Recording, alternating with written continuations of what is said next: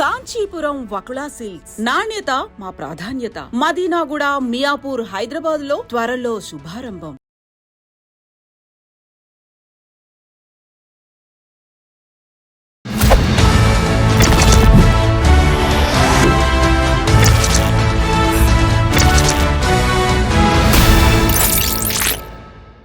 అందరికీ నమస్కారం. నేను Swaroopa Potlapalli. Welcome to trending topic. Amrutha ప్రణయ్కి న్యాయం జరగాలి అని మహిళా ప్రజా సంఘాలు పోరాటం చేశాయి. మొత్తం మీద అందరి పోరాటాలు ఫలించి నల్గొండ ఎస్సీ ఎస్టీ కోర్టు ఒకరికి ఉరిశిక్ష, 6గురికి జీవిత ఖైదు విధించింది. అప్పుడు అమృతకి అండగా నిలబడి ఆమెకు ధైర్యాన్ని ఇచ్చిన POW సంధ్య గారు నాతో పాటు ఉన్నారు. ఈ కేసు గురించి అనేక విషయాలు తెలుసుకుందాం. నమస్తే సంధ్య గారు. నమస్తే. 2018 సెప్టెంబర్ 14న నడి రోడ్డు మీద మిట్ట మధ్యాహ్నం ప్రణయ్ని ఎంత దారుణంగా చంపేశారో ఇప్పటికి కూడా కళ్ళ ముందు కదలాడుతుంది. సంధ్య గారు, మీకు ఈ విషయం ఎలా తెలిసింది ఆ రోజు? అదే వాళ్ళు హాస్పిటల్కి వెళ్తుంటే గేట్లోంచి ఎంటర్ కాగానే ప్రణయ్, అమృత వెళ్తుంటే ఈ సుభాష్ శర్మ వెనక నుండి వచ్చి చాలా తాపీగా నడుచుకుంటూ వచ్చి కత్తి పట్టుకుని ఆ కత్తి వెనక పెట్టుకున్న కత్తి తీసి నరికేశాడు. ఇది మాకు ఇమీడియట్గా మీడియాలోకి వచ్చింది, మాకు తెలిసింది. నెక్స్ట్ డే మార్నింగే మేము వెళ్ళిపోయాం. అంటే ఇది జరిగింది మధ్యాహ్నం, సాయంత్రం కల్లా వచ్చింది. మేము ఎర్లీ మార్నింగ్ బయలుదేరి అమ్మ ఇంకా హాస్పిటల్లోనే ఉంది అమృత, బాడీ ఇంటికి రాలేదు. అప్పుడు వెళ్ళాము. ఆ పాప ఏడుస్తూ ఉంది చాలా. ఎందుకంటే వాళ్ళు పెళ్ళి అయ్యాక ఏమైనా ప్రమాదం జరుగుతుందేమో అని అందరి దగ్గరికి వెళ్ళారు. ఎమ్మెల్యే దగ్గరికి వెళ్ళారు, సిట్టింగ్ ఎమ్మెల్యే దగ్గరికి, పొలిటికల్ లీడర్స్ దగ్గరికి వెళ్ళారు, చాలామంది దగ్గరికి వెళ్ళారు. పోలీస్ అధికారుల చుట్టూ కూడా తిరిగారు. వాళ్ళకి వినిపించిన మరో పేరు సంధ్య. అంటే నా గురించి కూడా చెప్తే వెళ్దాం అనుకున్నారు. ఈ లోపల వీళ్ళిచ్చిన హామీలతో ఎక్కడో రిలాక్స్ అయిపోయారు. నేను చూడగానే అసలు అమ్మాయి నన్ను గుర్తుపడుతుందని కూడా నేను అనుకోలే, కానీ బాగా ఏడ్చింది. వాళ్ళ అమ్మ నాన్న కూడా అక్క నీ దగ్గరికి కూడా వాళ్ళకి మంచి ప్రోగ్రెసివ్ బ్యాక్గ్రౌండ్ ఉంది. వాళ్ళు కూడా నన్ను చూడగానే సంధ్యక్క నీ దగ్గరకు వద్దాం అనుకున్నామని ఏడ్చారు. అట్లా ఆ రోజు అమ్మాయి గోడు అసలు అది హృదయ విదారకం. ఆ తల్లిదండ్రుల బాధ అయినా, అమృత ఆవేదన అయినా అది ఇప్పటికీ మర్చిపోం. గుర్తొస్తే కదిలిపోవాల్సిందే. సో అది జరిగింది. ఆ తర్వాత నెక్స్ట్ డే, థర్డ్ డే, చనిపోయిన థర్డ్ డే, చంపేసిన థర్డ్ డే ఆ అబ్బాయి శివయాత్ర జరిగింది. అసలు మన రాష్ట్రంలో అసలు అంత పెద్ద ర్యాలీలు ఎక్కడ ఏ ఊర్లో జరగలేదు. 1,00,000 మంది దాటారు. పోలీసులు కూడా చెప్పారు 1,00,000 మంది దాటారు. అంటే మిర్యాలు కూడా పట్టలేదు. అంటే అంత అవుట్రీచ్ వచ్చింది, అంత వ్యతిరేకత వచ్చింది. ఇప్పుడు ఇన్ని కుల దురహంకార హత్యలు జరిగాయి, మేము వాటిని పరువు హత్యలు అనం. ఎందుకంటే కుటుంబాలకి పరువు ఉంటే ఎలా ఉంటుంది, అన్ని పరువు అనేది ఉన్నప్పుడు అన్ని క్రైమ్స్ పట్ల కూడా వాళ్ళ రెస్పాన్స్ ఉండాలి. ఆడపిల్లలు పెళ్ళిళ్ళు చేసినప్పుడే జరిగేవి కుల దురహంకార హత్యలు, పితృస్వామిక దురహంకార హత్యలు. సరే, ఇటువంటి ఎన్ని జరిగినా అంత వ్యతిరేకత మనం చూడలేదు. కానీ ప్రణయ్ ఘటనలో అంత వ్యతిరేకత వచ్చింది. అది పోలీసుల మీద ఒక ఒత్తిడిగా కూడా మారింది. అట్లాగే ఆద్యంతము ఈ కేసులో బాలస్వామి, ప్రేమలత అంటే ప్రణయ్ తల్లిదండ్రులకున్న క్రెడిబిలిటీ, ఆ తల్లిదండ్రులు ఆయన LICలో ఎంప్లాయీ, వాళ్ళ షట్టర్స్లో వీళ్ళు కిరోసిన్ డీలర్స్గా స్టార్ట్ అయ్యారు. అమృత పేరెంట్స్, అమృత ఫాదరు, వాళ్ళ బాబాయ్ వాళ్ళు. అంటే ఒకప్పుడు భూమి ఉన్నవాళ్ళు, ఆస్తి ఉన్నవాళ్ళు, ఇల్లు ఉన్నవాళ్ళే. ఆ తర్వాత ఎన్నో వ్యాపారాల్లో కలిసి వచ్చిందా, అడ్డదారులు తొక్కితే కలిసి వచ్చిందా, చాలా రకాలుగా వింటారు. అమృతే చెప్పింది వాళ్ళ బాబాయ్ సంగతి, వాళ్ళ నాన్న సంగతి మాకు చాలా స్పష్టంగా, చాలా రకాలుగా అప్పుడు మాకు చెప్పింది అమ్మాయి. సరే, ఆ విధంగా వాళ్ళు పెరిగి ఉండొచ్చు. కానీ ఎంతో విలువలు కలిగినటువంటి ఆ కుటుంబం, ప్రేమలత, బాలస్వామి, వాళ్ళు అసలు చాలా అద్భుతమైన వ్యక్తులండి. వాళ్ళకి చాలా వాల్యూస్ ఉన్నాయి. అది మనం ఎప్పుడూ మర్చిపోకూడదు. న్యాయం కోసం చేసిన పోరాటంలో కాంప్రమైజ్ ఇవాళ చాలా పెద్దవాళ్ళు అనుకున్న వాళ్ళు ఇంతకన్నా హీనియస్ క్రైమ్ చేసి కూడా మ్యానిపులేట్ చేస్తారు. మనం చూసాం ఎట్లా మ్యానిపులేషన్స్ జరుగుతాయి, ఎంత దారుణంగా నోర్లు మూయిస్తారు. కానీ ఈ కుటుంబం విలువలు కలిగిన కుటుంబం కాబట్టి అప్పటికి ఇప్పటికీ న్యాయ పోరాటం చేశారు. దానికి తోడు అమృత. కాబట్టి ఈ కేసులో అమృతకున్న క్రెడిబిలిటీ, పేరెంట్స్కున్న క్రెడిబిలిటీ పోలీసులు కూడా నిలబడేలాగా, అంటే చాలా చోట్ల బాధితులకున్న పోలీసులకు ఉండదు. కానీ ఇక్కడ అన్నీ కలిసినాయి. ప్రజా ఉద్యమం, పోలీసు వ్యవస్థలో ఉన్న అక్కడ చాలా నిజాయితీ కలిగిన పోలీస్ అధికారి డిఎస్పీగా ఉన్నాడు శ్రీనివాస్ అని. అట్లాగే అప్పుడున్న స్టీఫెన్ రవీంద్ర కావచ్చు, ఆ తర్వాత వచ్చిన రంగనాథ్ గారు కూడా ఈ కేసుని ఛాలెంజింగ్గా తీసుకుని నిలబడ్డారు. వాళ్ళు ఇన్వెస్టిగేషన్ చేసిన తీరు కానీ, సాక్ష్యాధారాలు కలెక్ట్ చేయడం, వాటిని బిల్డ్ చేయడం, వాటిని నమోదు చేయడం, వాటిని కరెక్ట్గా రికార్డ్ చేసి సాక్షులు చెక్కు చెదరకుండా వాళ్ళని మోటివేట్ చేసి నిలబెట్టడం, చాలా దాంట్లో కొంతవరకు వస్తుంది, కొంతవరకు చేస్తారు. కానీ ఎక్కడో ఒక దగ్గర డబ్బులతో అమ్ముడుపుతారు. సాక్షులే కావచ్చు, పోలీసులే కావచ్చు. ఎన్ని చెప్పమంటారు? గెలుస్తుంది అనుకున్న కేసులు, నిలబడతారు అనుకున్న కేసుల్లో నిలబడని హాస్టల్ అయిన విట్నెస్లు ఉన్నారు, హోస్టల్ అయిన పేరెంట్స్. అంటే ఎవరైతే కంప్లైంట్ ఇస్తారో వాళ్ళు కూడా పోయిన పిల్ల ఎలాగూ రాదు, లేదా పోయిన పిల్లాడు ఎలాగూ రాడు, ఇట్లాంటి కాంప్రమైజులు చూసాం. కానీ ఇందులో అందరూ ఆ విలువలతో నిలబడ్డారు కాబట్టి పోలీసులు కూడా తమ పని తాము చేశారు. అంటే చాలా రేరు, అన్ని రేరెస్ట్ ఆఫ్ రేరు జడ్జిమెంట్లు అంటారు. నాకేమనిపిస్తుంది అంటే పోలీసులు పని చేసిన కేసు ఇది రేరెస్ట్ ఆఫ్ రేర్. ఎందుకంటే 128 కేసుల్లో కూడా అన్నిట్లలో ఇలాంటి జడ్జిమెంట్ వస్తే చట్టం ఎప్పుడు తన పని చేస్తుందని. కానీ అంత అమాయకంగా ఎవరూ లేం. చట్టం ఎప్పుడు తన పని తాను చేస్తూనే పోతుంది అని కోరుకుంటాం. కానీ అట్లా జరగదు. చట్టం మేనేజ్ అవుతుంది, పోలీసులు కరప్ట్ అవుతారు, లేకపోతే పేరెంట్స్ కూడా కుటుంబంలో ఉండే ఇటు అటు కూడా అవుతారు. అంటే నేరస్తులు అనేవాళ్ళు అక్యూజ్డ్, డిసీజ్డ్ ఇద్దరు కూడా కాంప్రమైజ్ అయినాయి ఎన్నో ఉన్నాయి. అట్లా న్యాయం చచ్చిపోయిన సందర్భాలు కూడా ఉన్నాయి. కాబట్టి ఈరోజు ఒక అద్భుతమైన న్యాయం వెలువడింది. సరే, మేము మరణశిక్షలకు వ్యతిరేకం, డెత్ పెనాల్టీ. ఇందులో ఒక డెత్ పెనాల్టీ అనే అంశం మినహా చట్టబద్ధంగా శిక్షలు పడడం అనేదాన్ని మేము ఆహ్వానిస్తున్నాం. అట్లాగే నేరస్తులు ఎవరెవరు నిగ్గు తేల్చారు, దాంట్లో ఎవరు తప్పించుకోలేకపోయారు. ఇప్పుడు వాళ్ళ అమ్మాయి శ్రవణ్ కుమార్, తిరునగరి శ్రవణ్ కుమార్, మా అమృత బాబాయ్, అతని కూతురు చాలా మాట్లాడుతుంది, చాలా అన్యాయంగా మాట్లాడుతుంది. అసలు సోషల్ మీడియాలో కూడా చాలా జుగుప్సాకరమైన చర్చలు జరుగుతున్నాయి. ఇప్పటికి కూడా అమృతనే తప్పుపడుతూ మాట్లాడుతుంది ఆ అమ్మాయి. చూసారా, ఇంత జరిగాక కూడా. అదే నేను అంటున్నాను, ఇవాళ మారుతీరావు హంతకులు ఎవరు అని మాట్లాడాలి. నేను ఆ రోజు కూడా చెప్పాను. సరే, ఆ రోజు చనిపోయిన హోరులో అది పెద్దగా రాలే. కానీ మారుతీరావు హంతకులు అమృత కాదు, ఈ సమాజం, ఈ చెత్త ఆధిపత్య విలువలు కలిగిన సమాజం. ఎవరు మారుతీరావు హంతకులు చెప్పండి? మారుతీరావు ఎందుకు చచ్చిపోయాడు అంటే, పెళ్లి చేసుకున్నప్పుడు ఆయన దగ్గరికి పోయి ఏం కాదులే అని ఎవడు చెప్పడు, సింపతి చూపిస్తారు.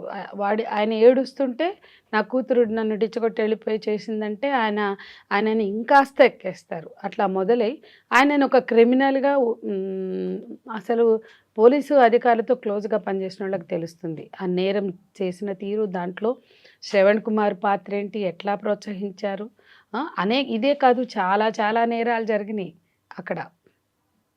చాలా వేరే అలిగేషన్స్ కూడా ఉన్నాయి. వాటిల్లో శ్రవణ్ కుమార్ పాత్ర ఏంటి, ఏమేం జరిగినాయి, చాలామంది ఇంకా బతుకున్నారు అక్కడ, అందరు చచ్చిపోలేదు. అన్నీ బయటకు వస్తాయి, అన్నీ ఉన్నాయి. కాబట్టి మారుతీరావు అనే వాడిని తయారు చేసింది ఆయన చుట్టూ ఉన్న క్రిమినల్ గ్యాంగ్స్ లేదా నేరపూరిత స్వభావం కలిగిన వ్యక్తులు. ఆ నేరపూరిత స్వభావం ఆయనలో ఉన్నప్పుడు, లేదా ఆయనలో కొంచెం ఆ పేగుబంధం ఇంకోటో ఆయనని కన్ఫ్యూజ్ చేస్తున్నప్పుడు పక్కన వాళ్ళు అందులోంచి బయటకు తేవాలి. ఎక్కడ పోతుంది నీ బిడ్డ, ఇవాళ కాకపోతే రేపైనా వస్తుంది అని. కానీ అట్లా కాదు, వేరే కులాన్ని చేసుకుంది, ఇంత అవమానమా అంత అవమానమా, నీ కూతురు అట్టెట్లా చేస్తుంది, అట్లా పెంచి పోషిస్తారు. అది అయ్యింది. నేరం జరగగానే ప్రతి వాళ్ళు తండ్రే కరెక్ట్ అని నీరాజనాలు పలికారు. అది గొప్ప ప్రేమగా మాట్లాడారు. అది ఎంత తప్పండి. అంటే ఇక్కడ కూడా తల్లిదండ్రులే, వీళ్ళకు కూడా కొడుకే. ఒక కొడుకుని కోల్పోయిన తల్లిదండ్రుల పట్ల నిలబడాల్సిన సమాజము అమృత ప్రీ వెడ్డింగ్ షూట్ చేయడం నేరం, రెచ్చగొట్టింది ఏం పనండి. ఇవాళ అమ్మా నాన్నలు చూసిన పెళ్ళిళ్ళల్లో ప్రీ వెడ్డింగ్ షూట్స్ ఉన్నాయి, ఎవరైనా మాట్లాడుతున్నారా? డబ్బులు తగలబెట్టి పెళ్ళికి వెళ్తే అక్కడ ప్రీ వెడ్డింగ్ షూట్స్ కనపడతాయి. అయ్యో వీళ్ళు రెచ్చగొడుతున్నారు అని ఎవరైనా అన్నారా? అంటే అమృత మాత్రం రెచ్చగొట్టినట్ట మాట్లాడడానికి సిగ్గుండద్దా అండి? ప్రీ వెడ్డింగ్ షూటే కదా వాళ్ళు చేసుకుంది, ఏం రెచ్చగొట్టారు? అవి బయటకు వచ్చినాయి. అంటే ఇట్లా అంటే చాలా జడ్జిమెంటల్గా ఈ సమాజం హ్యూమన్గా ఇన్సెన్సిటివ్గా వ్యవహరించింది. మారుతీరావు ఒక్కొక్క స్టెప్ కూడా మనం ఇప్పుడు మాట్లాడదాం, ఎవరు దాన్ని పట్టించుకోవట్లా. ఆ తర్వాత ఆయన కన్ఫ్యూజ్ అయ్యాడో, టెన్షన్ పడ్డాడో, ఆయన స్థితిని మనం అర్థం చేసుకోగలం. ఆయనని అడుగడుగున నేరం వైపు నెట్టి ఆయన బయటకు వచ్చాక, అంటే ఆయనను అరెస్ట్ చేస్తే ఏదో కొంపలంటుకుపోయినట్టు, ఒక నేరం చేసినాడు ఎక్కడైనా అరెస్ట్ అవుతాడు కదా. ఏ నేరస్తుడైనా, ఎంత బడాబాబైనా, ఎంత డబ్బులున్నోడైనా, ఎంత ప్రేమ కలిగిన తండ్రి అయినా నేరం జరిగినప్పుడు అరెస్ట్ చేయరా? అతను విడుదలైనప్పుడు ఎందుకు వైశ్య సంఘాలు హారతులు పట్టాయి? ఎందుకు నీరాజనాలు అర్పించారు? ఎందుకు హారతులు పట్టారండి నేను అడుగుతున్నా. మీ కమ్యూనిటీ కాబట్టి నేరం చేస్తే మీరు హారతులు పట్టారు కదా. మరి మీ కమ్యూనిటీ వాడే హేమంత్ అవంతి కేసులో చంపేశారు, ఎందుకు మాట్లాడలేదు మీరు? మీరు ఏ రోజు నీరాజనాలు పలికి మా వాడు బయటికి వచ్చాడు నేరం చేసిన, ఆహా ఓహో అని ఆయనకి సన్మానాలు చేసి శాలువ గట్టి హారతులు పలికి మీరు తీసుకొచ్చారే, మరి అదే భావజాలం వాళ్ళు మీ కమ్యూనిటీ వాడిని కూడా చంపిందిగా ఇంకో రెడ్డి. అది మరి ఎందుకు సిగ్గుపడలేదు మీరు? మనం చేసిన పనికి ఆ కమ్యూనిటీ మాట్లాడిందా? అప్పుడైనా హేమంత్ని చంపడం తప్పు, ఆ రోజు మారుతీరావు చంపడం తప్పైనట్లే ఇవాళ మా కమ్యూనిటీ వాడు హేమంత్ వాళ్ళ తల్లి ఏడ్చింది కదా, ఆమె ఏమందో తెలుసా? మీ వాళ్ళు కూడా వెళ్ళారు, అంటే ఛానల్స్. ఆ రోజు మారుతీరావు ఇష్యూలో అంతమంది పోయి మాట్లాడారే, ఇవాళ నా దగ్గరికి ఎందుకు రారు ఈ కమ్యూనిటీ వాళ్ళు వైశ్య సంఘాలు అని అడిగింది. ఆ తల్లి బాధ మీకు ఎందుకు పట్టలేదు? అంటే ఈ రకమైనటువంటి వివక్షాపూర్త, డబ్బున్నోడుకో నీతి, పైకులాలకో నీతి, ఈ ఆడవాళ్ళకి మగవాళ్ళకి మధ్య వివక్ష, ఇవన్నీ పనిచేసి సరే వీళ్ళు బాగా బలంగా కేసు ఛార్జ్షీట్ వేశారు. ఎందుకు చచ్చిపోయాడు? ఛార్జ్షీట్ పెట్టుకుని లాయర్ల చుట్టూ తిరిగాడు. అందరూ చెప్పారు ఇది బలంగా ఉంది, సాక్షులు గట్టిగా ఉన్నారు, ఎవిడెన్స్ బాగుంది, శిక్ష పడడం ఖాయం అనుకున్నప్పుడు ఇదే వైశ్య కమ్యూనిటీ, ఇదే నీరాజనాలు పలికిన వాళ్ళు, అమృతం ట్రోల్ చేసిన వాళ్ళు ఎందుకు మారుతీరావుకి విశ్వాసం కల్పించలేకపోయారు? ఎందుకు కాన్ఫిడెన్స్ ఇవ్వాలి? ఒక నీతిలో ఉంటుంది కాన్ఫిడెన్స్, ఒక నిజాయితీలో ఉంటుంది ఆత్మగౌరవం.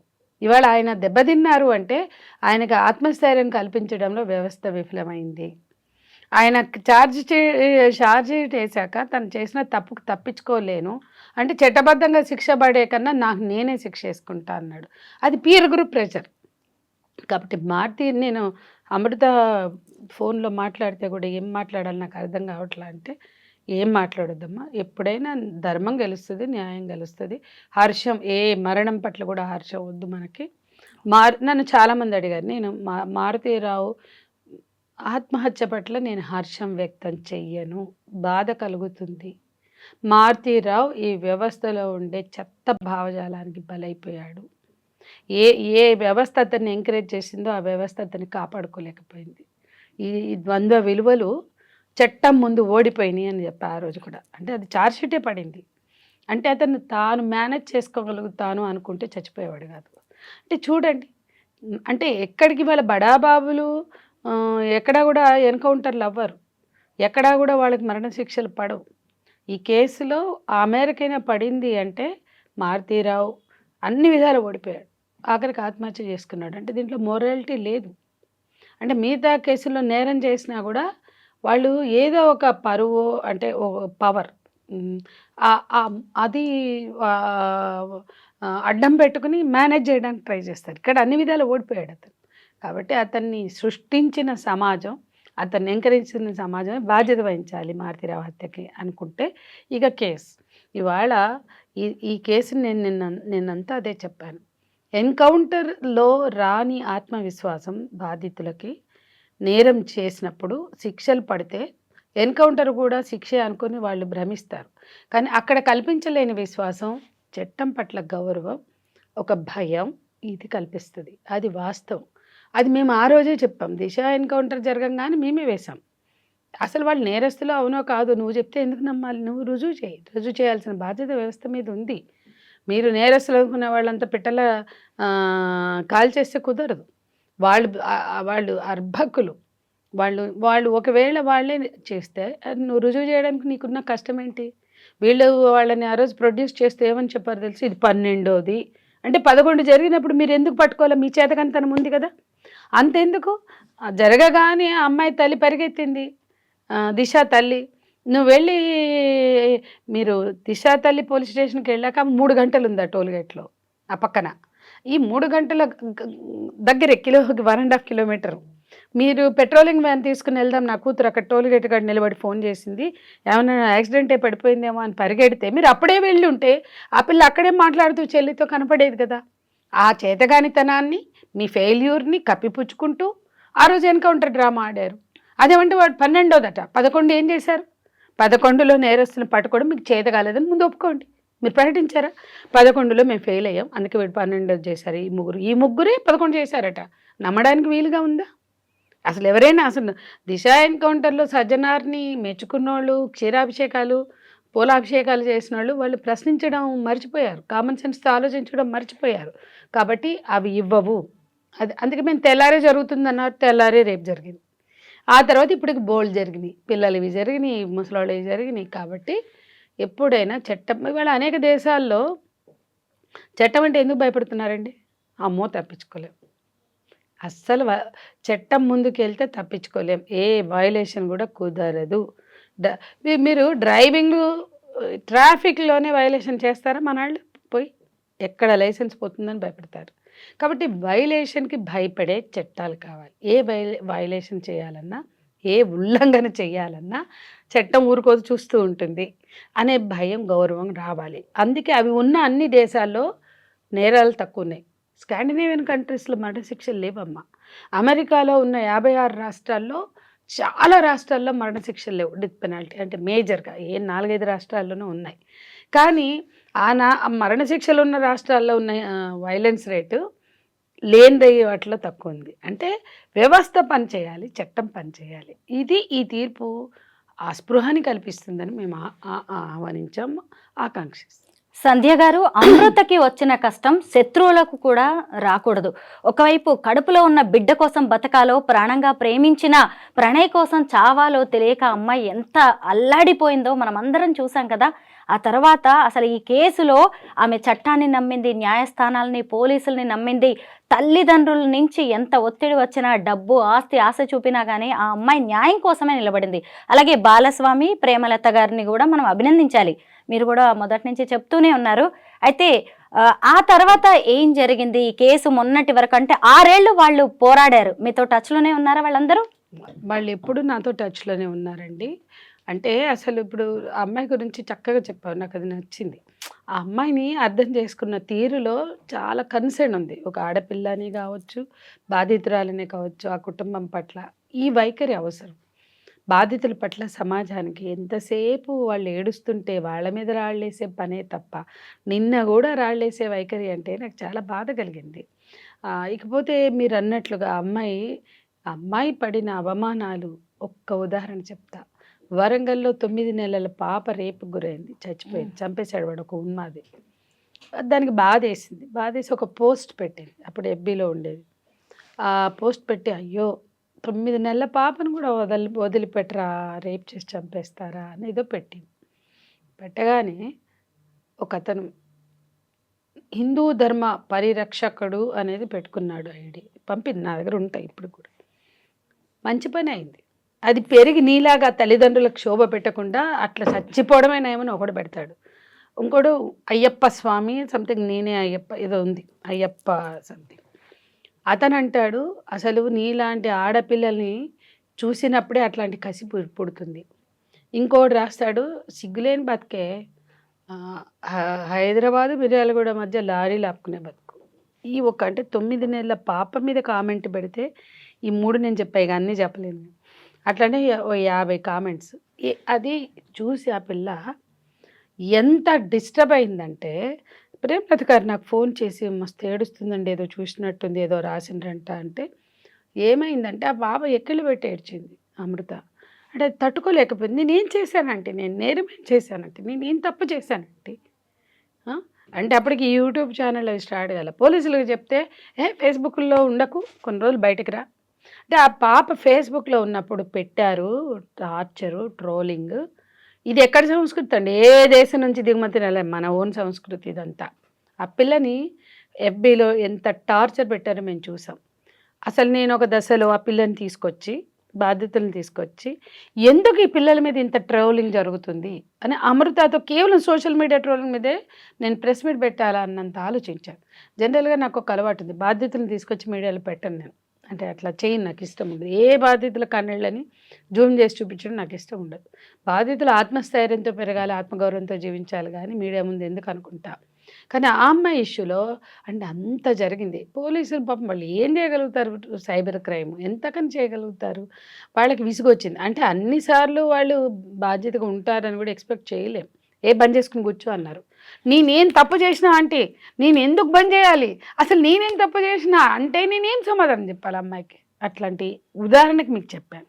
ఇట్లాంటి ఎంతో ఘర్షణలు అమ్మాయి పడింది. ఇవాళ చాలా సెల్ఫ్ కాన్ఫిడెన్స్తో బాలస్వామి ప్రేమలతలు ఇచ్చినటువంటి ధైర్యం, మోరల్ బూస్టింగ్ మా లాంటి సంఘాలు, తను స్వతహాగానే మంచి అమ్మాయి, దాని తోడు వాళ్ళు ఇచ్చిన ఆ కుటుంబం ఇచ్చిన కాన్ఫిడెన్స్, వాళ్ళ మరిది కానీ కుటుంబం కానీ, ఇవన్నిటితో ఆ అమ్మాయి చక్కగా ప్రొటెక్టెడ్గా ఉంది. కానీ ఆ అమ్మాయి చాలా సఫర్ అయింది. ఒక మీడియా భర్త చనిపోయి తను ఉంటుంది, వాళ్ళిద్దరేమో అత్తమామలేమో క్రిస్టియన్స్. ఒక ప్రముఖ మీడియా కెమెరాని వేసుకుని ఒక మహిళా మండలాన్ని వేసుకుని శ్రీమంతం చేస్తానని వెళ్ళిపోతారు. ఎవరో వచ్చారంటే రండి కూర్చోండి మాట్లాడతారు. అమ్మాయిని పిలవండి అంటే ఈ పిల్ల లోపల ఉంటే పిలిస్తే రాగానే పూలు, చీర, పళ్ళు అన్నీ పెడతారు. అస్సలు ఫోన్ చేసింది అంటే మనుషులేనా అంటే వీళ్ళు.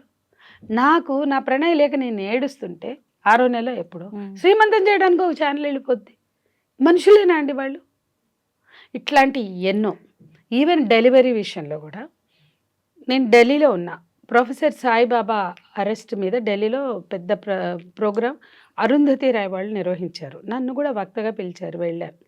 సరే ఆ రోజు వెళ్తున్నా, కొంతమంది ఫ్రెండ్స్ని కలిసి నెక్స్ట్ డే అంటే ధర్నాకి అటెండ్ అయ్యి నెక్స్ట్ డే ఈవినింగ్ వద్దామని నేను టికెట్ పెట్టుకున్నా. వీళ్ళు ఫోన్ చేశారు, డ్యూ డేట్ మేము వస్తున్నాం. మాకు ఎవ్వరి మీద నమ్మకం లేదు, ఎందుకంటే అప్పటికే ఎంతో ఎవరో ఆగంతకులు దూరుతారండి ఇంట్లోకి ఏదో పేరుతో. వీళ్ళు ఎవరు ఏంటి అంటే అప్పుడు వీళ్ళు అలర్ట్ అవుతారు. అట్లా ఇంట్లోకి ప్రవేశించిన వాళ్ళు ఉన్నారు. ఈ 2-3 ఘటనలు జరిగాయి, అది కూడా మీడియాలో వచ్చింది. సో అట్లా ఆ అమ్మాయిని అడుగడుగున, ఆ కుటుంబాన్ని అడుగడుగున తల్లిని చంపుతారో బిడ్డని చంపుతారో ఇద్దరిని చంపుతారో తెలియని ఒక భయంకరమైన స్థితి. పోలీస్ ప్రొటెక్షన్ కూడా ఉంది. పొద్దున్నే 12 అవర్స్ ఇద్దరు ఉంటారు, ఇంకో 12 అవర్స్ 4 సెక్యూరిటీ తోటి ఆ అమ్మాయి దాదాపు 4-5 ఏళ్ళు ఉంది. క్రమంగా తగ్గించారు ఆ కుటుంబం. అంటే అంత భయంలోకి వాళ్ళు నెట్టబడ్డారు. అటువంటి సిచ్యుయేషన్స్ క్రియేట్ అయినాయి. సరే అంటే మాతిరావు చనిపోయాక భయం కొంచెం తగ్గి ఉండొచ్చు, కానీ అప్పటిదాకా ఉన్నాయి. ఇంకోటి ఏంటంటే వాళ్ళు ట్రీట్మెంట్ మాకే చెప్పకండి ఎక్కడ తీసుకుంటున్నారా అని మేము అన్నాం. మీకు ఎక్కడ నమ్ముకుంటే అక్కడ తీసుకోండి, లేదంటే మా దగ్గరికి రండి అన్నాం. సో ఆన్ ఆఫ్ వచ్చి వెళ్తూ ఉండేవాళ్ళు. అప్పటికి ఎక్కడ ట్రీట్మెంట్ జరుగుతుందో ఎవరమో చెప్పలేదు. కానీ నేను హైదరాబాద్లో అయితే ప్లాన్ చేయలేదు. సడన్గా నాకు అక్క ఎక్కడున్నా, ఢిల్లీలో ఉన్నా అంటే వచ్చే అక్క నువ్వు అర్జెంటుగా వచ్చేయంటే, నాకు రేపు ఈవినింగ్ ఉంది ఫ్లైట్, ఇప్పుడు రాలేను అంటే, కాదక్క డ్యూ డేటు అప్పటిదాకా ఆగుతుందో లేదో, మేము బయలుదేరి పొద్దున్నే 6ంటికి బయలుదేరి వస్తాం, మాకు రేపు ఈవినింగ్ అయిపోతుందేమో అనిపిస్తుంది అక్క, నువ్వు రేపు నైట్ నాకు 7 o'clock ఉండింది, నేను వచ్చే వరకు ఇంచుమించు 12 అవుతుంది. సో వాళ్ళకి ఏంటంటే మార్నింగే నేను వస్తే హాస్పిటల్లో నువ్వు ఎక్కడ, వాళ్ళు ఏమన్నారు తెలుసా, నువ్వు ఎక్కడ అడ్మిట్ చేస్తే అక్కడే అడ్మిట్ చేస్తాం, మాకు తెలియదు మేము వచ్చి మీ ఇంటికి వచ్చేస్తాం, మేమైతే మీ ఇంట్లోనే ఉంటాం అనేస్తే అప్పటికప్పుడు టికెట్ ప్రీపోన్ చేసుకుని వచ్చాను. నేను ఢిల్లీ నుంచి వచ్చాను మార్నింగ్, వాళ్ళు మిర్యాలగూడలో బయలుదేరి ఆల్మోస్ట్ ఇద్దరం ఒకేసారి వచ్చాం. అప్పుడు ఎవిటా ఫెర్నాండెజ్ కాల్ చేసి, అంటే ఫెర్నాండెజ్ హాస్పిటల్ ఆమె కొంచెం పరిచయం నాకు, ఇలా ఉందండి చాలా కాన్ఫిడెన్షియల్గా డెలివరీ జరగాలి అంటే, అమ్మాయి అత్తమామలు నేను తప్ప ఎవరు అలౌ చేయొద్దు, ఎవరైనా సరే అలౌ చేయొద్దు, అంత ప్రొటెక్షన్ మాకు కావాలి అంటే నేను చెప్పాను. ఆమెకి ఉన్న కానిస్టేబుల్స్ తప్ప ఇంకెవరు కూడా ఎలాగో, వాళ్ళు కూడా కిందే ఉంటారు, పైకి రారు లేబర్ రూమ్ దగ్గరికి. లేబర్ రూమ్కి ఉంటే నేను ఉంటాను, లేకపోతే వాళ్ళ అత్త ఉంటుంది అని ఇంత క్లియర్గా మాట్లాడుకుంటే ఆవిడ నాకు కాన్ఫిడెన్స్ ఇచ్చారు. ఎవిటా ఫెర్నాండెజ్ తప్పకుండా సంధ్య, ఐ రెస్పెక్ట్ యువర్ వర్క్ అన్నాక జాయిన్ చేస్తే అక్కడ డాక్టర్ తేజ, ఆవిడ పెద్ద ఆవిడ, చాలా ఉంటాయి కదా బ్రాంచ్, డాక్టర్ తేజస్విని నేను ఆవిడకి అప్పచెప్పాను. నేను ఇవాళకి కూడా చెప్తున్నా, అద్భుతంగా ఆమె వర్క్ చేసింది. లీక్ అయి మీడియా హోరెత్తింది అక్కడ, ఎవరిని అలౌ చేయలే. ఆఖరికి 12 బాబు పుట్టాడు, ఫోన్ చేయగానే అసలు మేమున్నాం అక్కడే అందరం. ప్రణయ్ మళ్ళీ పుట్టాడని వాళ్ళు చాలా హ్యాపీగా ఫీల్ అయ్యారు. స్టీఫెన్ రవీంద్ర గారు వచ్చారు, ఆయన అప్పటి డిఐజీ. ఆయనను కూడా అలౌ చేయాల అసలు. అంటే పోలీసులు కూడా చెప్పారు, అంటే పోలీసులు కూడా భయపడి జిల్లా ఎస్పీ ఇక్కడికి పంపారు కదా. ఇంకో విషయం, వాళ్ళు మీ దగ్గరికి వస్తామంటున్నారక్క, మేము మీ మీద నమ్మకంతో పంపిస్తున్నామని వాళ్ళు ఫోన్ చేశారు, పోలీస్ ఫోన్ చేశారు. అంటే పోలీసులు కూడా మీరు ఎక్కడికి వెళ్తున్నారు చెప్పండి, మీరు ఎక్కడికో పోయి, ఇప్పుడు అసలే ఒకదానికి అడుక్కునే పరిస్థితి లేదు, వీళ్ళు పోయి మళ్ళీ ఏదైనా ప్రమాదం లేనితే పోలీస్ డిపార్ట్మెంట్ కూడా భయపడతారు కదా, వాళ్ళని రక్షించాల్సిన బాధ్యత వాళ్ళ మీద ఉంది కదా. మీరు ఎక్కడికి వెళ్తారో చెప్పండి అంటే మేము సంధ్యక్క దగ్గరికి వెళ్తామని చెప్పారట బాలస్వామి. అట్లయితే పర్లేదు, అక్క అయితే మిమ్మల్ని ప్రొటెక్ట్ చేయగలుగుతుంది అన్న నమ్మకం ఉంచి వాళ్ళు పంపారు. వాళ్ళు కూడా చెప్పారు. అప్పుడు ఈయనను కూడా స్టీఫెన్ రవీంద్ర గారిని కూడా రానిపోతే ఆయన కూడా దాన్ని వాళ్ళ హాస్పిటల్ వాళ్ళు అంత ఖచ్చితంగా రెస్ట్రిక్ట్ చేస్తే సరే అమ్మాయి బాగుందంటే అని ఫోన్ చేసి మాట్లాడితే నేను బాగున్నాను అని ప్రణయ్ చెప్తే ఆయన వెళ్ళిపోయారు. అంటే నేనేమంటున్నా అంటే అంత జాగ్రత్త తీసుకున్నాం అడుగడుగున. అసలు ఆ పిల్లోడికి ఏమన్నా జలుబు చేస్తే వాడికి హెల్త్ బాగాలేకపోతే ఉంటుంది, వాళ్ళు కాబట్టి తట్టుకున్నారు, కన్న తల్లిదండ్రులు కూడా తట్టుకోలేరు. ఆ బాబుకి ఏదైనా తేడా వస్తే నేనే చూడలేక ఎందుకు నా దగ్గర కూడా వచ్చేవాళ్ళు, నేను కూడా తీసుకెళ్ళేదాన్ని. మా బాబుని చూసిన పీడియాట్రిషియన్ కూడా నేను కనెక్ట్ చేశాను. ఇక్కడ మా బాబుకి ట్రీట్ చేసే హాస్పిటల్లో కూడా మేము అడ్మిట్ చేశాము. అవన్నీ చాలా నాకు చేయగలిగింది నేను చేసా, ఏదో గొప్ప అని నేను అనుకోవట్లేదు. నేను ఒకరోజు అడిగా, ఏందమ్మా నువ్వు కంగారు పడతావు, పిల్లలంటే వస్తాయి కదా, నువ్వు ఎందుకమ్మా అంత టెన్షన్ పడతావు అంటే ఒకటే అంది, ఆంటీ నా ప్రణయ్, ఆంటీ పెళ్ళిళ్ళు చేసుకోవచ్చు మళ్ళీ పిల్లల్ని అంటారు కానీ నాకు మళ్ళీ పుట్టాడు కదా అంటే నా ప్రణయ్. అంటే నిజంగా ఆ రోజు ఆయనే ఏడ్ చేశారు బాలస్వామి గారు కూడా. భర్తే బిడ్డగా పుట్టడం అంటే ఏంటి అంటే తను ఆ రోజు అన్న మాట ఏంటంటే నాకు మళ్ళీ అంత ప్రెషియస్ ఈ చైల్డ్ ఏమన్నా అయితే నాకు ఉండడు కదా అంటే నేను నిజానికి ఆ రోజుకి అది హోప్ హాస్పిటల్లో ఆ అమ్మాయి అన్న మాట నాకు ఇప్పటికీ మర్చిపోలేను. ఆ తల్లిదండ్రులకి చేతులెత్తి మొక్కాలండి, ప్రణయ్ తల్లిదండ్రులకి ఎంత ఓపిక. అసలు మనకే కోపం వస్తుంది. నేను ఒకటి రెండు సార్లు ఏందమ్మాయి నువ్వు అసలు వాళ్ళని అంత ఇబ్బంది పెడతావు. అసలు ఇంకొకళ్ళు అయితే ఈమె వల్లే అసలు మాకు అంటారు. వాళ్ళ ఇంట్లోనే అప్పుడు ఒక రోజు ప్రేమలత గారి తల్లే అమ్మమ్మ, ఎందుకైనా మనవాడిని పెంచాడు పెద్ద మనవడు, అమ్మమ్మకి ఉంటది కదా బాధ. ఓ రోజు నా దగ్గరే అంది, కానీ మీరు మాకండి అట్లా అని చెప్పాను. అంటే వాళ్ళు కూడా అవుట్ ఆఫ్ లవ్ కానీ చెప్తున్నా. కానీ నిజంగా ప్రణయ్ తల్లిదండ్రులు గొప్ప మనుషులమ్మ. ఆ అమ్మాయి బతికి ఉందే గానీ కడుపులో ఉన్న ఆ బిడ్డని కనాలి అని, కానీ మానసికంగా ఎంత స్ట్రగుల్ అయింది, లోపల లోపల ఎంత కుమిలిపోయింది. ఆ ఎఫెక్ట్ అనేది నిహాన్ ఆరోగ్యం మీద పడింది చూసారా. నిహాను కడుపులోంచి బయటకు వచ్చే వరకు అడుగడుగున ఆ అమ్మాయి పడిన తపన ఆరాటం, వాడి కోసం చేసిన పోరాటం, వాడు వచ్చాక వాడి కోసం చేసిన ప్లానింగ్స్. కానీ ఆ ప్రెషర్ ఉంటుంది, డెఫినెట్గా ఉంటుంది. చాలామంది ఆటిజంతో వచ్చిన పిల్లలు మేము చూస్తాం కదా, ఆ తల్లులు ఎవరైతే ఒత్తిడికి గురవుతారో వాళ్ళ పిల్లలు. ఇప్పుడు అమెరికాలోనే నాకు ఎన్ని కేసులు, అక్కడున్న ప్రెషర్ కూడా చాలా ఎక్కువ, బోల్డ్ అని మనకన్నా ఎక్కువ. మరి అక్కడ ఉన్న సిచ్యుయేషన్ ఏంటో కానీ నాకు ఇండియా కన్నా ఆర్టిజం కేసెస్ చాలా అమెరికాలో కనిపిస్తుంది. సో ఇక్కడ కూడా తీవ్ర ఒత్తిడికి గురైన తల్లుల మీద ఇక్కడ కూడా నేను ఒక కేసు చూసా. నేను ఆ తల్లిని చెడమడ తిట్టిన, ఏందమ్మా ఏమవుతుందని అంతగానం ఒత్తిడికి గురై పిల్లలు కూడా ఆరోగ్యాలతో పుట్టకుండానే. కానీ ఇది ఆ అమ్మాయి థింకింగ్ మోడ్ ఆఫ్ థింకింగ్ వల్ల కాదు, అమ్మాయి సిచ్యుయేషన్స్ వలన పడింది. అందుకని నేనేమంటానంటే తన లైఫ్ తనకు చూసుకునే హక్కు తనకుంది. తన లైఫ్ పట్ల జడ్జిమెంటల్గా ఎవ్వరూ ఉండాల్సిన అవసరం లేదు. ఆమె మళ్ళీ పెళ్లి చేసుకున్న ఆమె జీవితం ఆ హక్కు ఉంది. ఆమె తను ఎలా ఉండాలనుకుంటుందో అలా ఉంటుంది. దాని మీద ఎవరికి కూడా కామెంట్స్ పాస్ చేసి జడ్జిమెంటల్గా ఉండడానికి రైట్ లేదు అని నేను బలంగా ఫీల్ అవుతా. ఈ విషయంలో నేను చేయగలిగిన సహకారం వాళ్ళు కోరినప్పుడు, నేను ఎప్పుడు ట్రెస్ పాస్ అయిపోలే వాళ్ళ జీవితాల్లోకి. వాళ్ళు కోరినప్పుడు వాళ్ళు ప్రణయ్ వర్ధంతి ఉంటే పిలిచేవాళ్ళు, వెళ్ళేవాళ్ళం. బట్ బర్త్డే ఫస్ట్ బర్త్డే కొంచెం గ్రాండ్గా చేస్తే వెళ్ళాం. అట్లా వాళ్ళు కోరినప్పుడు వాళ్ళు ఫీల్ అయినప్పుడు ఎప్పుడు మేము ఉన్నామని మేము వర్క్ చేసాం. నాలాగా చాలామంది ధైర్యం చెప్పారు, మద్దతు పలికారు. సంధ్య గారు, ఒకవైపు ఇలాగా కేసులో తీర్పు రాబోతుంది అంటే అమృత అక్కడికి వస్తుందేమో అని అందరూ అనుకున్నారు. కానీ అమ్మాయి మిర్యాలగూడ రాలేదు, నల్గొండకి రాలేదు, నిహాన్ కానీ అలాగే అమృత కానీ. ఎందుకు? ఏదైనా ప్రాణహాని ఉందని రాలేదా, భయపడి రాలేదా? దీనికి ఏమైనా ప్రత్యేక కారణాలు ఉన్నాయా? అంటే నాకు ఒకటి అర్థమైందమ్మా, ఏ బాధితులకైనా మీ పట్ల ఇలా జరిగింది అని గుర్తు చేయడాన్ని ఇష్టపడరు. అది మనం అర్థం చేసుకోవాలి. అది వాళ్ళు ఎదుర్కొన్న పెయినే కావచ్చు, వాళ్ళు అండర్‌గో అయిన పెయినే కావచ్చు. అంటే ఎంతకాలం సమాజం జాలిని వాళ్ళు ఎదుర్కోవాలి చెప్పండి? అది మర్చిపోయి బతకొద్దా? వాటికి దూరంగా బతకొద్దా? ఇప్పుడు నా దగ్గరకొచ్చిన ఎంతోమంది బాధితులకి మీ ఏడుపులన్నీ పిల్లలకి చూపించకండి. మీరు సెల్ఫ్ రెస్పెక్ట్, సెల్ఫ్ కాన్ఫిడెన్స్ కోల్పోయి ఎప్పుడు చూసినా డిప్రెషన్. ఇవాళ పొద్దునే ఒక అమ్మాయి వచ్చింది, గంటన్నర ఉంది. అందుకే అన్నీ లేట్ అయినాయి ఇవాళ నాకు. ఆ డిప్రెషనేనండి. అరే! నేనొక్కటే చెప్పా లాస్ట్‌కి, నీ డిప్రెషన్ చూడు, అది నీ పిల్లల భవిష్యత్తుని నాశనం చేస్తది.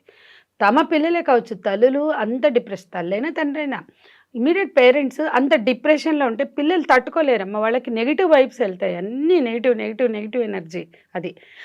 అంటే నెగెటివ్ అంటే ఏంటంటే, అమ్మ పొద్దుగూకులు ఏడుస్తుంటే ఆ బిడ్డలకి ఏం పెరుగుతుంది?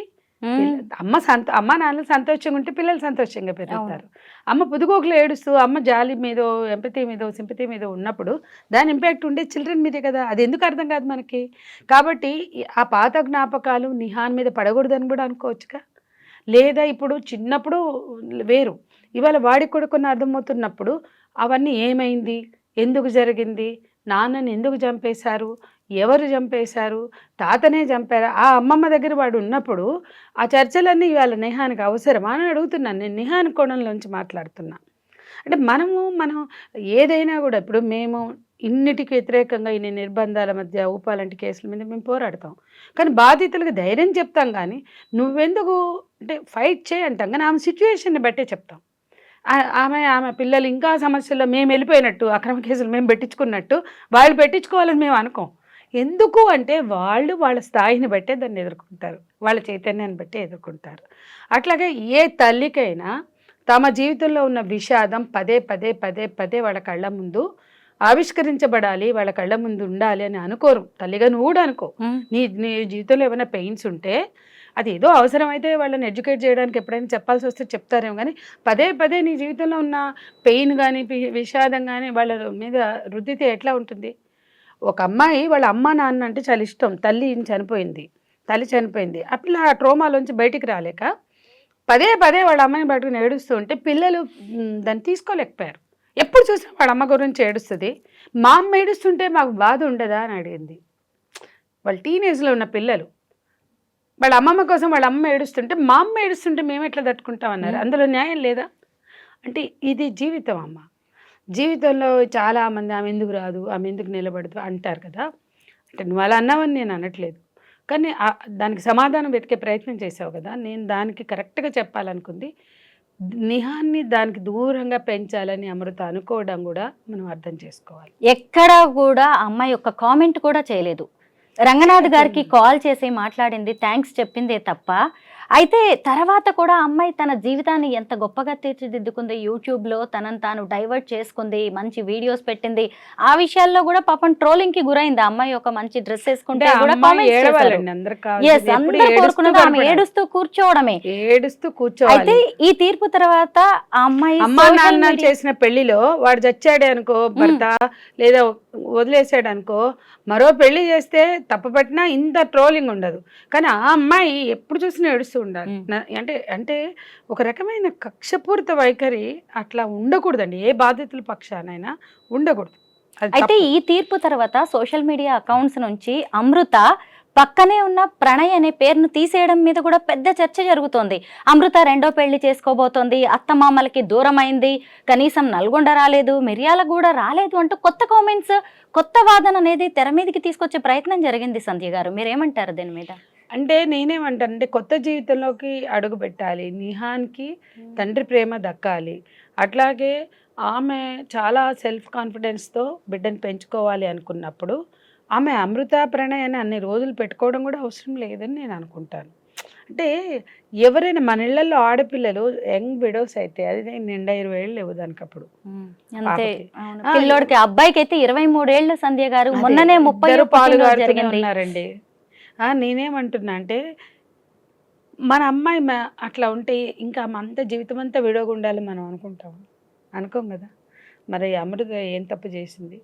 ఇప్పుడు ఎంతోమంది తల్లిదండ్రులు మళ్ళీ పెళ్లి చేయాలన్నప్పుడు వాళ్ళు ఏం చేస్తున్నారు, వాళ్ళకు పుట్టిన ఒకళ్ళు ఉంటే బిడ్డలు వాళ్ళు ఉంటే అవతల సంబంధాలు రావు అని అది అమ్మ తాతయ్యలు తండ్రులై పెంచుతారు. అవును, తల్లిదండ్రులై. నేను చాలా కేసెస్ చూపిస్తాను. ఎందుకు ఆ పాపకు మళ్ళీ పెళ్లి చేయాలి, వీడుంటే ఆ పాపో బాబో ఉంటే మళ్ళీ సంబంధాలు వెనక్కిపోతాయని. అసలు ఆ అమ్మాయి తండ్రి లేడు, తల్లి ఉంది. తల్లి ఉండాలి అనుకోవడం కన్నా మేము పెంచుతాం, ఆ బాబు ఆ పాపో మీకు భారం కాదని చెప్తారు. నేను దాన్ని కూడా అభ్యంతర పెట్టా కొన్నిసార్లు. అంటే అలా బిడ్డతో సహా తల్లిని యాక్సెప్ట్ చేయాల్సిన సందర్భాలు ఉంటాయి, చేసిన వాళ్ళు కూడా ఉన్నారు. కానీ వీళ్ళు సిద్ధపడిపోతారు. అంటే అమ్మాయికి మళ్ళీ పెళ్లి చేయాలంటే ఏది ఆటంకం కాకూడదు అని. అదే ఆ అమ్మాయికి కూడా ఆలోచించవచ్చు కదా, మనం అట్లా అర్థం చేసుకోవచ్చు కదా. తల్లిదండ్రులే ఆ బిడ్డకి ఏ ఆటంకాలు లేకుండా చేస్తున్నారు. యంగ్ వీడియోస్ ఉంటాయి, ఆ బిడ్డల్ని తీసుకొచ్చేసుకోవడం. ఒక అమ్మాయి కొట్లాడుతుంది నా దగ్గరకు వచ్చి, నా బిడ్డను వాళ్ళు పెంచుతున్నారు అంటే. ఏమ్మా అంటే, మేడం కొడుకుంటే సంబంధాలు రావు మేడం, ఎందుకు వెనక్కిపోతాయి మేడం అంటే. అది వాళ్ళ ప్రేమ అందులో ఉంది. అవును, మరి అదే ఈ అమ్మాయికి ఎందుకు వర్తింప చేయలేకపోతున్నాం, ఇది మనం ఆలోచించాలి. నిజమే. అసలు అమృత జీవితం అయితే కొత్తగా ఉండాల్సిందే, వెలుగులు పూయాలి. మనమందరం కూడా అదే కోరుకోవాలి. అమృత జీవితంలో ఉన్న చీకటి కోణాల గురించి మా అందరికీ తెలిసేలా చేశారు. థ్యాంక్ యూ సో మచ్ సంధ్య గారు. Thank you.